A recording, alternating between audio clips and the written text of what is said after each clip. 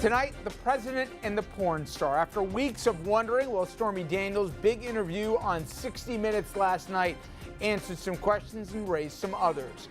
We will share extended clips of what she said, recap the accusations the president is now facing, and see how this will or won't affect the man in the Oval Office. And then extra coverage of the March for Our Lives. We're going to share some of what made Saturday so memorable from the podium in Washington, where I was covering, to New York, to the streets of New Jersey, Long Island, the Hudson Valley, and so many other cities in between. Plus, we'll discuss where the movement goes from here and the impact that may or may not have on our politics. And later, the latest from the McDougal corruption trial on Long Island in a day filled with emotion and a few surprises as well. We'll check in Suffolk County with our own Dominic Carter. Good evening, everybody, and welcome to RFL. I'm Richard French, and thank you for joining us this Monday evening. Well, it was the interview that we had been waiting weeks for here. Stormy Daniels, last night, she said what many were waiting to hear on 60 Minutes. Now, there were not a lot of new details, but certainly a lot to talk about and a lot of people watching. It's estimated more than 22 million tuned in. Now, the show's biggest ratings since 2008, and more people watching than they watched the Grammys or, for that matter, the Golden Globes. Stormy Daniels recounting how she met the then Apprentice star Donald Trump, their one sexual encounter and subsequent meetings, the threats she said she later received, and her decision to accept $130,000 and a non-disclosure agreement in the waning days before the 2016 campaign came to an end. I was perfectly fine saying nothing at all, but I'm not okay with being made out to be a liar or people thinking that I did this for money. And you had sex with him? Yes. You were 27, he was 60. Were you physically attracted to him? No. Not at all? No. Did you want to have sex with him? No. But I didn't say no. I'm not a victim. I'm not. It was entirely consensual? Oh, yes. Yes. And so I was like, does this normally work for you? And he looked very taken back, like he didn't really understand what I was saying. I was just, talking about yourself normally work? And I was like, someone should take that magazine and spank you with it. And I'll never forget the look on his face. So he turned around and pulled his pants down a little. He had underwear on and stuff, and I just gave him a couple swats. He's like, you're smart and beautiful and a woman to be reckoned with. And I like you. I was in a parking lot going to a fitness class with my infant daughter. I was taking, the seats facing backwards in the back seat, diaper bag, getting all the stuff out. And a guy walked up on me and said to me, leave Trump alone, forget the story. And then he leaned around and looked at my daughter and said, a beautiful little girl, it'd be a shame if something happened to her mom. And then he was gone. I think some people watching this are going to doubt that you entered into this negotiation because you feared for your safety. They're going to think that you saw an opportunity. I think the fact that I didn't even negotiate, I just quickly said yes to this very, strict contract, and what most people will agree with me, extremely low number, is all the proof I need. How do we know you're telling the truth? Because I have no reason to lie. I'm opening myself up for, possible danger and definitely a whole lot of shit. And it did not end there. Daniels' attorney making the rounds on the morning shows today, and he promised there was more to come.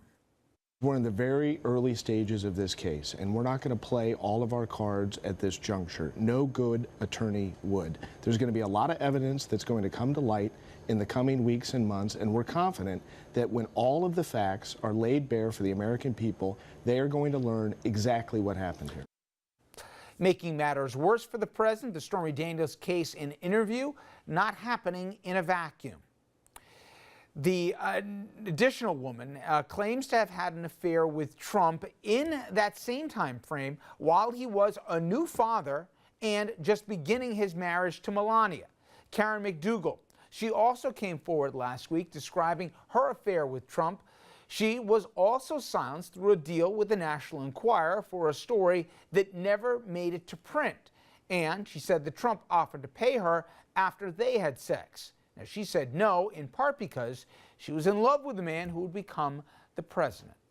You believe, though, that he had real feelings for you? Of course he did. I know he did. He would say that. He did. Were you in love with him? I was, yeah. And do you think he was in love with you? He was, yeah. Did Donald Trump ever say to you that he loved you? All the time. He always told me he loved me. Yeah, of course. Now, the similarities between Daniels and McDougal didn't end there. Both women claimed that Trump offered them similar compliments, that they both reminded him of his daughter, Ivanka. He's like, wow, you are special. You remind me of my daughter. He said I was beautiful like her, and, you know, you're a smart girl. There's more, including Summer Zervos, a former contestant on The Apprentice whose defamation suit against Trump just cleared a major legal hurdle. She claims Trump touched her inappropriately, then later defamed her by calling her a liar. Now, reaction from the White House, well, rather muted. No tweets or public comment from the president about the allegations, and only a brief mention and dismissal from the briefing room today. You know, I'm not going to get into you know, what the president may or may not have seen. I'll just say that he's consistently denied these allegations. The president doesn't believe that any of the claims that Ms. Daniels made last night in the interview are accurate. He doesn't believe she was threatened? No, he does not. But the White House did confirm that Trump lawyer Michael Cohen, the man who wrote the contract and signed the check to Stormy Daniels, had in fact dinner with the president Saturday night at Mar-a-Lago, the night before the Daniels interview aired. No word on what they discussed. Cohen, speaking up in another venue, sending a cease and desist letter to Daniels just after 60 Minutes went off the air last night. He's also claiming Daniels owes him at least $20 million, that for repeated violations of that non-disclosure agreement. And one final note, the context in which all of this has happened. Now, Trump, his character and his behavior with women were very much in the public dialogue as the Daniels saga played out. As a reminder, on October 7th, word broke of the Trump Access Hollywood tape. You remember that one, where Trump discussed having unwanted contact with women in very graphic terms. The audio clip certainly many thought was the end of the campaign. 3 weeks later, Stormy Daniels signed that non-disclosure agreement, keeping her story a secret. Now, that was just a week and a half before Election Day, leaving many to wonder what, if anything, that may have impacted the election outcome by. All right, let us get into some of the issues here, including some of the legal questions connected to the Stormy Daniels mess. We're going to leave that for our panel on Wednesday night, but nonetheless, this does not happen as for a vacuum. And joining us at the table is Jeannie Zaino, professor of political science at Iona College, also a senior advisor at the consulting firm Applied Techonomics. Also with us, Ellis Hennigan, columnist, political analyst, and author, and Andrew Whitman, our senior political correspondent. And guys, the majority of the show, I want to talk about the rallies this weekend, the substance, but still, it's amazing where we are right now that an affair with a porn star and a president and a Playmate centerfold and a president, another one with an active lawsuit and the president. I'm not saying there's a collective shrug after what I heard last night, but it seemed to confirm what people already believed. Is that what you took away? Because there's certainly a lot of legal issues attached as well, where the money came from in terms of $130,000, what there was the intent of it. There's even a lawsuit today by Stormy Daniels, an attorney, against Michael Cohen. So this will have its day as it works out in court. But in terms of public opinion, and I always come to you with, we're talking polls and everything else, do you think this would have mattered then if this came out? And do you think it matters now? I mean, I have not talked to anybody who is at all surprised, or even Trump supporters who think this isn't something he would have engaged in. He himself has said on numerous occasions, well before he ran for president, you know, on Howard Stern and in other media venues, that this is who he is. So I don't think anybody is surprised by the allegations, but that doesn't negate the legality of this. And whether this was a campaign attempt, you know, a spending on part of the campaign, whether in fact the NDA that they signed was legal or not, all of those things are still very real. But the question you asked about whether it would have impacted the election, after the Access Hollywood tape, I'm not sure that somebody coming out and saying Donald Trump had an affair with a porn star would have changed anything. The Access Hollywood tape was what it was, and that was an allegation of assault. This was something, and she admitted last night, was completely consensual. The only thing I wonder is, again, some of the details for this, and before an election, not post the election, it is about the character of a person. And when you have a 2-month-old child, right, and this guy's doing this and writing, in effect, hush money to make it go away, one does wonder as to whether or not anyone on the fence that couldn't stand Hillary but then said, this is a bridge too far. You're probably right. We'll never know, I guess. I just don't see any Trump supporters thinking that this was revelatory to them. Yeah. Like they had no idea, and now this changes his idea of his character. And I saw your column on this one, Ellis. There is certainly no one that would take a bet with me to say this is the end of it. Not just with these particular cases. No. Many people believe there's more women There's more that's going to coming. come out. There's more more information. Yeah. The attorney, for Ms. Daniels, he cryptically put out like a hard drive and more. Apparently, she saved the dress. I heard that today from someone else. Yes, we've gone down this road before. What did you take away from last night, and going forward, what are you most interested in learning? Well, first of all, you're right that there may be people who took hush money who have stayed hushed, right? I mean, that's also possible. To me, the reaction to this is fascinating. Let me bounce off a little bit of what Jeannie was saying. Traditionally in our culture, the people who are outraged about sexual impropriety are social conservatives, evangelicals, people more on the conservative side of the spectrum. In this case, they have almost to a person given a pass to Donald Trump, feeling like, well, he may be a bad boy, but he's one of ours, and he's doing some stuff we like, and so we're going to suspend the normal judgmental approach that was taken with Bill Clinton and John Edwards and so many other Democrats before. So I mean, you can ask a question, is there hypocrisy here on the right in the reaction to Trump compared to those Dems? And I think probably there is. The place that I would look for change, though, isn't with conservatives, but with women. I do think there are women out there who are going to look at the guy who's running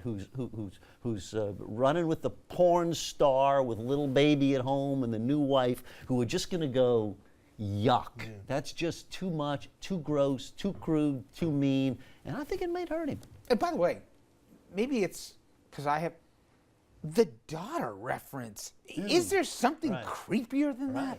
Right. No, Worse than the spanking, by the way. Worse than the spanking.